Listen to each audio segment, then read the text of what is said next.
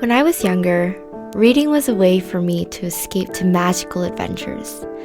I especially love series because I can continue going on journeys with my favorite characters.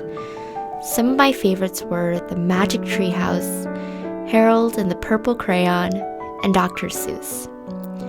I guess most children are introduced to classic children's books through their parents, who had also read the same books. But for me, I scavenged the library in discovery of my own books. My family and I had immigrated to the United States when I was 5, and my parents weren't as familiar with typical American children's books. When I recently looked at lists of the top 100 children's books, I realized that I haven't read most of them.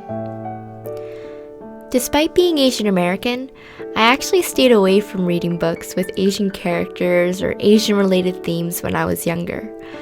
I rejected the Asian part of myself because I didn't want to be different. However, books, movies, and my own school shaped how I viewed my culture.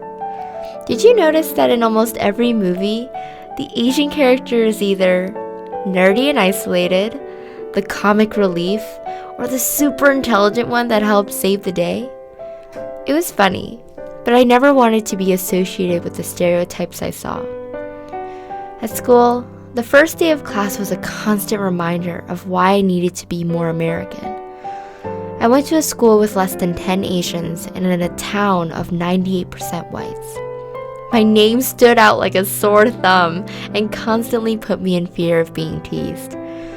Over the years, I've gotten a variety of responses to my name, from KyungSun, Kim, or simply, "Do you have an American name?" They were harmless, but these responses confirmed that having an American name and being American was a better choice than being Korean. The books I read also confirmed my decision because the majority of them didn't have Asian characters at all. This made it easier to forget the stereotypes that plagued me.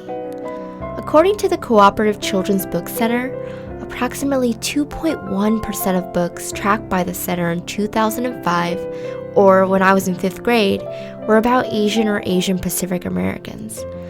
In 2015, the percentage increased only slightly to 3.3%. Learning this now, I realized that books dangerously made it easier for me not to acknowledge my own culture for most of my childhood. In fact, the decision I made to be more American persisted through my life until my freshman year at UR.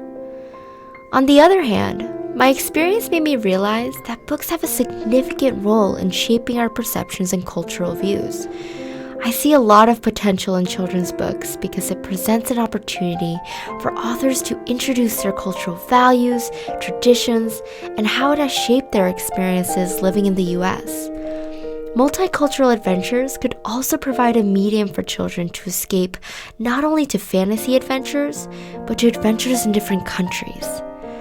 I think reading books about Asian American characters as a child would have helped me understand that there are other Asian American children like me who also dread hearing their name on the first day of school and struggle to find the balance between two conflicting cultural values. Since my freshman year, I've embraced both my cultures by sharing my experiences with other Asian Americans. I also enjoyed reading children's books like Where the Mountain Meets the Moon and The Arrival because it allowed me to reflect on my childhood experiences as an Asian American and an immigrant. I hope that as I grow older, I can continue to be transported to the experiences of others in different countries and from different cultural backgrounds, and that I can share my personal collection of classic books with my own children.